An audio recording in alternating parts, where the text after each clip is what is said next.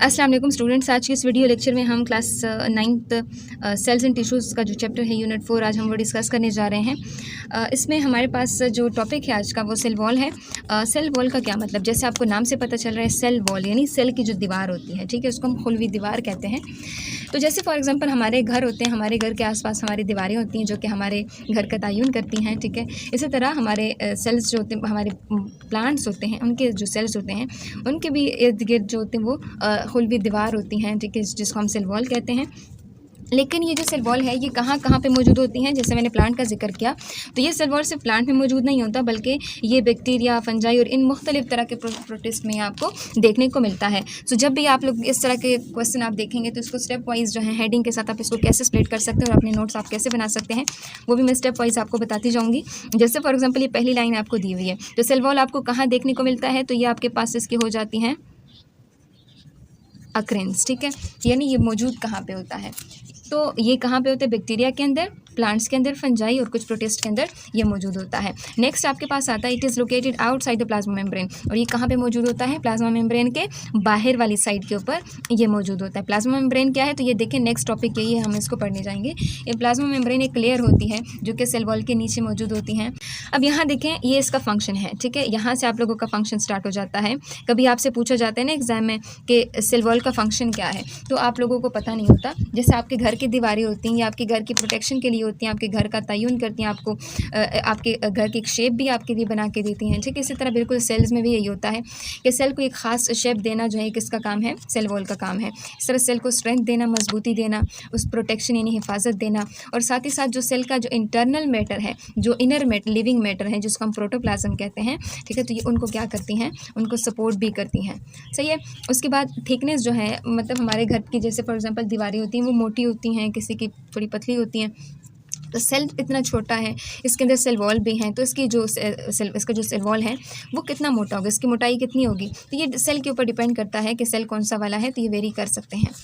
उसके बाद आपसे पूछा जाता है कि इसका स्ट्रक्चर क्या है, ठीक है, सेल वॉल का स्ट्रक्चर क्या है। तो सेल वॉल का स्ट्रक्चर अगर आप देखें तो मोस्टली जो सेल वॉल होता है, देखिए जैसे ये एक सेल है, तो सेल के बाहर वाली साइड के ऊपर जो दीवार होती है, जो सेल वॉल है, उसको हम क्या कहते हैं, प्राइमरी वॉल कहते हैं। और ये किस चीज़ से बना है, ये सेलुलोज से बना हुआ है, ठीक है। ये सेलुलोज एक केमिकल होता है जिससे ये बना होती है, बहुत टफ होता है, इंसान जो इसको डाइजेस्ट नहीं कर सकता। हाँ, जो एनिमल्स हैं जैसे गाय, भैंसें वगैरह, बकरियाँ वगैरह, ये इसको डाइजेस्ट कर सकती हैं। इसी के साथ साथ देखें कुछ प्लांट्स होते हैं उसके अंदर सेकेंडरी वॉल भी होता है जो कि प्राइमरी वॉल के अंदर साइड के ऊपर मौजूद होती है। देखें ये प्राइमरी वॉल का अंदर वाला साइड है ना, तो इसके यहाँ पे क्या होता है, ये सेकेंडरी वॉल जो होता है ये मौजूद है। ये क्या है, सेकेंडरी वॉल, और ये क्या है, प्राइमरी वॉल, ठीक है।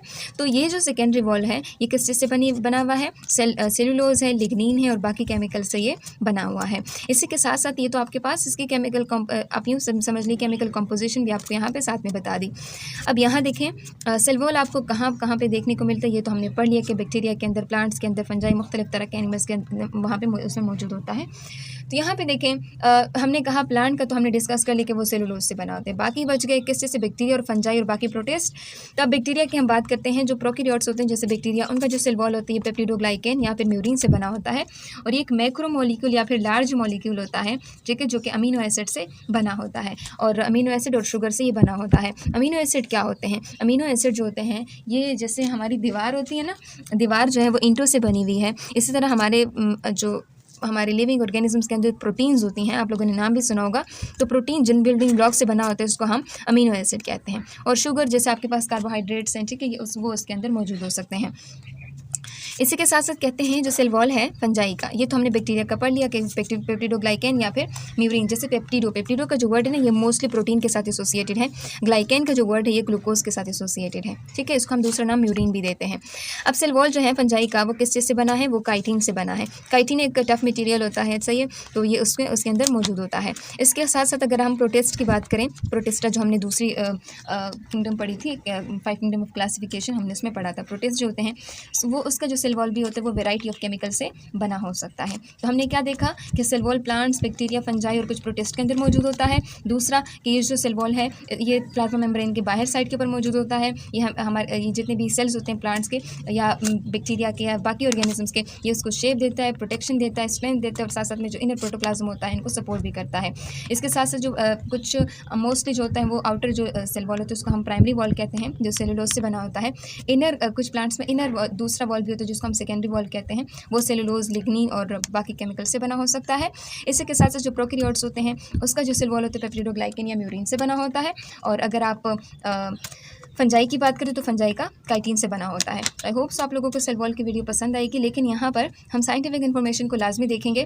ठीक है, साइंटिफिक इन्फॉर्मेशन में हमें क्या बताते हैं, कहते हैं कि इलेक्ट्रॉन माइक्रोस्कोप क्या होता है। इलेक्ट्रॉन माइक्रोस्कोप ये वो माइक्रोस्कोप होता है कि जिसके ज़रिए से हम किसी भी स्मॉल ऑब्जेक्ट का जो साइज़ है या उसके जो स्ट्रक्चर्स हैं उनका मुताला करते हैं by the use of beam of electron. हम बीम ऑफ इलेक्ट्रॉन का इस्तेमाल करते हैं और उसके ज़रिए से किसी भी स्पेसिमन, किसी भी ऑर्गेनिज्म का स्ट्रक्चर जो है वो फाइंड आउट कर सकते हैं, किसी भी सेल का, किसी भी स्ट्रक्चर का। तो यहाँ पे कहते हैं ये उन्होंने रिवील किया है, उन्होंने हमें बताया है, किसने, इलेक्ट्रॉन माइक्रोस्कोप पे रिवील किया है कि that in primary and secondary cell wall, primary और सेकेंडरी सेल वॉल के अंदर क्या होता है, जो सेलुलोज फाइबर्स होते हैं, जैसे हमने कहा ना कि प्राइमरी और सेकेंडरी वॉल के अंदर सेलुलोज मौजूद होता है, तो जो सेलुलोज के फाइबर्स होते हैं ये क्रिस क्रॉस मैनर में इस तरह से मौजूद होते हैं।